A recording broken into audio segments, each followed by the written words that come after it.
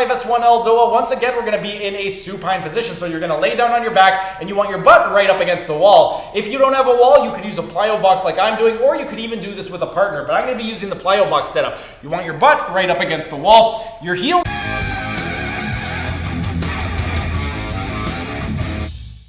Hey everyone, thanks for tuning in. Steven here with Team Euphoric, and today I'm going to be teaching you how to be your own therapist by demonstrating the top 5 ELDOA exercises for posture correction, and more specifically, I'm going to be teaching you how to correct a rotated pelvis. Before I get on with the exercises, I first want to explain what exactly a rotated pelvis is and why exactly you should care. A rotated pelvis, as the name implies, is when your pelvis is rotated toward side, and when this happens, what's going to happen is there's going to be a length tension discrepancy between the contralateral pelvic rotators and the ipsilateral pelvic rotators, and if you don't address it, it can lead to things like low back pain, hip pain, knee pain, ankle pain, and foot pain, so you would want to address it immediately. And one of the ways in which we could address it would be to do some strengthening exercises for the contralateral pelvic rotators on the side that we are rotated against. So let's say you're rotated to the right, you would want to strengthen the right contralateral pelvic rotators. We did those a few days ago. I'm going to include a link right up over here to the top 5 strengthening exercises for posture correction to correct a rotated pelvis, and in that video we covered the strengthening exercises for the gluteus medius, gluteus minimus, the piriformis, obturator internis, and the quadratus femoris. Once you've done those exercises, a terrific complement to those exercises would be to do some myofascial stretching exercises for the muscles that are responsible for ipsilateral pelvic rotation, and we did those a couple days ago as well. I'm going to include a link right up over here to the top 5 stretching exercises for posture correction to correct a rotated pelvis, and in that video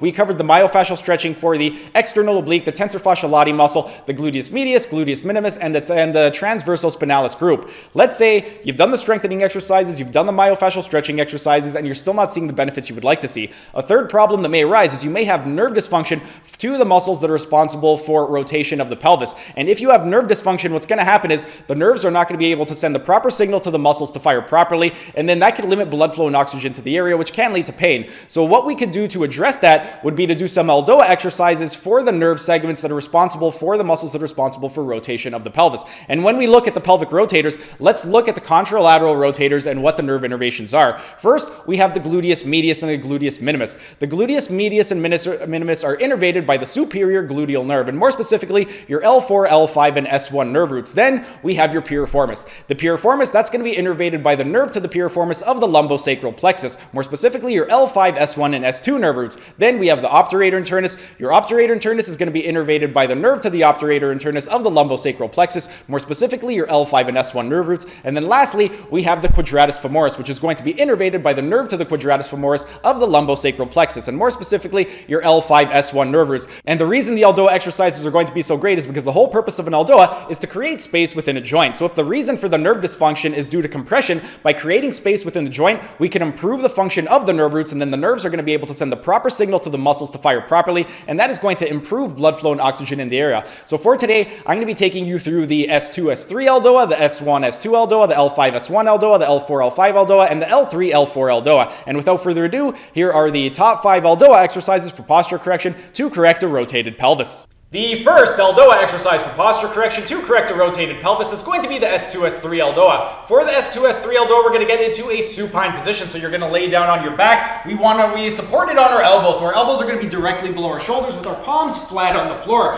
We want the feet hip width apart, and we're going to flex the knees to 90 degrees and plant the feet firmly on the floor. We want to create a latissimus gap by getting maximum myofascial tension in the lower extremity. We're going to do that by bringing the big toe up, flattening the medial arch, going into external rotation of tibia, medial rotation of femur, retroversion of pelvis without activating the abdominals. We got a flat lumbar spine, flat thoracic, chin tucked in, crown head away, eyes looking down between our thighs to put the dura mater under tension. And then, principle of action, we're driving the S2 down into the ground. And the coccyx, we're pushing away from our body. And then we want to activate the buccopharyngeal fascia. We're going to do that by swallowing. And when we swallow, the tongue should get stuck up against the top row of our teeth. And this is the S2, S3 ELDOA. Next, the second ELDOA exercise for posture correction to correct a rotated pelvis is going to be the S1, S2 ELDOA. For the S1, S2 ELDOA, we're going to get into a supine position. So you're going to lay down on your back. You want to flex the hip and the knees until the sacrum lifts up off the ground. With the arms, you're going to reach over top and grab a hold of your tibia. You're going to go into dorsiflexion of ankles by pointing the toes toward your head, eversion of ankles by pointing the soles of your feet away from each other. And then for this one, we want to unroll the spine.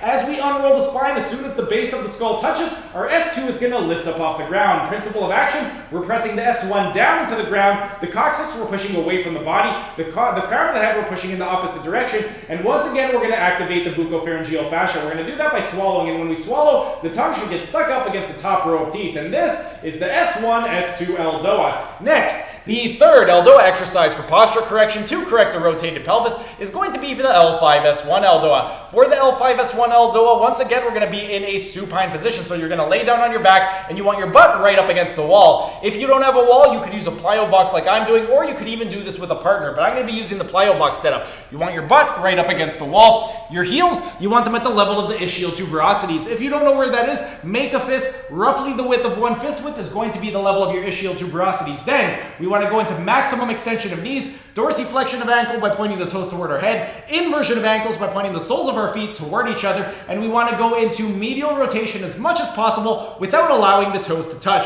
We want to maintain retroversion of pelvis, flat lumbar, flat thoracic, or chin is tucked in, crown and head away, eyes looking down between our thighs to put the dura mater under tension with the arms, maximum extension of elbow and wrist, maximum external rotation of shoulders, flex the shoulders to the level coronal plane, so biceps in line with the ear. We're going up with the heels, down with the sacrum, into the wall with the coccyx, away from the wall with the crown of the head and the palms. And this is the L5-S1 ELDOA. Next, the fourth ELDOA exercise for posture correction to correct a rotated pelvis is going to be the L4-L5 ELDOA. For the L4-L5 ELDOA, we want the heels at the level of the ischial tuberosities. So make a fist. That's how far apart you want your feet. You're going to flex the knees to 90 degrees. From here, dorsiflexion of ankles, eversion of ankles. We're going to drive the knees down toward the ground. We want to maintain retroversion of pelvis, flat lumbar spine, flat thoracic, our chin is tucked in, crown and head up, eyes looking down between our thighs to put the dura mater under tension with the arms, maximum extension of elbow and wrist, maximum external rotation of shoulders, flex the shoulders to the level of coronal plane, so biceps in line with the ear. We're going up with the palms, up with the crown of the head, driving the knees down to the floor, and this is the L4-L5 ELDOA. And last, the fifth and final ELDOA exercise for posture correction to correct a rotated pelvis is going to be the L3-L4 ELDOA. For the L3-L4 ELDOA, it's very similar to the L4-L5. The only difference is for this one, we want the feet together, and we're going to flex the knees to 90 degrees. Once we get to 90, we're going to back off a little bit so we create a nice wide diamond. From here, dorsiflexion of ankles, eversion of ankles, we're going to drive the knees down toward the ground, and we want the heels nice and close without allowing the heels to touch. We want to maintain retroversion of pelvis, flat lumbar, flat thoracic, chin tucked in, crown and head up, eyes looking down between our thighs to put the dura mater under tension with the arms, maximum extension of elbow and wrist, maximum external rotation of shoulders, flex the shoulders to the lower coronal plane, so biceps in line with the ear. We're going up with the palms, up with the crown of the head, down with the knees, and this is the L3-L4 ELDOA. And there you have it. Those were the top 5 ELDOA exercises for posture correction to correct a rotated pelvis. If you have a rotated pelvis, or if you have issues with regard to low back pain, hip pain, knee pain, ankle pain, or foot pain, go ahead and give those exercises a try. And if you have given them a try, go ahead and drop your comments down in the comment section. Let me know what you guys thought of the exercises. In terms of the actual programming for the entire routine, what you would want to do is first, you're going to do the strengthening exercises. For the strengthening exercises for the contralateral rotators, what you want to do is 3 sets of 50 repetition. Then that's 5-0, not 1-5. The reason we're going so high with the repetitions is because we're trying to elicit a postural change. And whenever we're trying to elicit a postural change, one of the most important things is going to be accumulating enough time under tension. And if we do the typical 8 to 12 bodybuilding repetition rep range, we're not going to be able to accumulate that time under tension. So 3 sets of 50 repetitions for each of the strengthening exercises. And one thing worth noting with regard to the strengthening exercises is that is going to be 3 sets for the muscles that are responsible for contralateral rotation on the side that you are rotated toward. So if you are rotated toward the right, you would want to strengthen the right contralateral rotators for 3 sets. And then on the contralateral side, we're not going to do quite as much volume. You want to do anywhere from 1 to 2 sets for every 3 that you do on the side that you are rotated toward. And the reason we're doing this is because we don't want to neglect the opposite side entirely, because even though those muscles are often going to be very, very tight, what's going to happen is those muscles are also going to be very, very weak because they're often going to be very, very neglected. So if you are rotated toward the right, you would want to strengthen the right contralateral rotators for 3 sets of 50 repetitions. And then on the left, depending on the severity, anywhere from 1 to 2 sets. If you have a very, very severe rotation of the pelvis, you would do 1 set for every 3 that you do on the ipsilateral side. If you have a very, very mild rotation, you would do 2 sets for every 3 sets that you do on the ipsilateral side. But that's what you would want to do for the strengthening exercises. Then,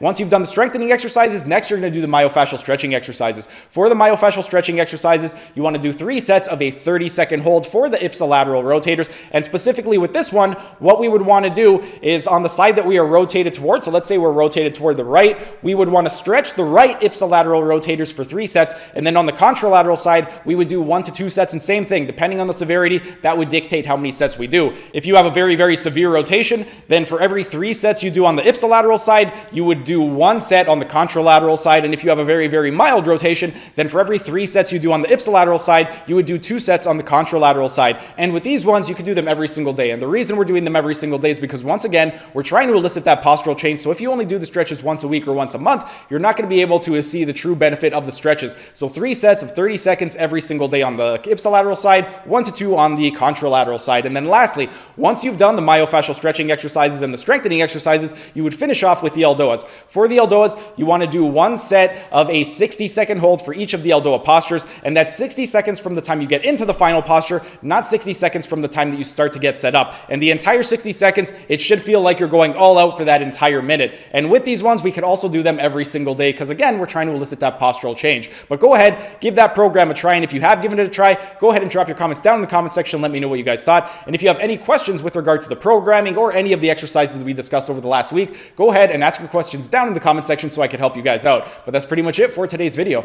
If you guys enjoyed the video, be sure to smash that like button so I know to keep making these types of videos in the future. And if you're either new to the channel or haven't subscribed yet, be sure to subscribe to the channel and hit the notification bell, as I will be uploading new videos every single day. That's it for today's video. Thanks for tuning in, and I will see you again tomorrow.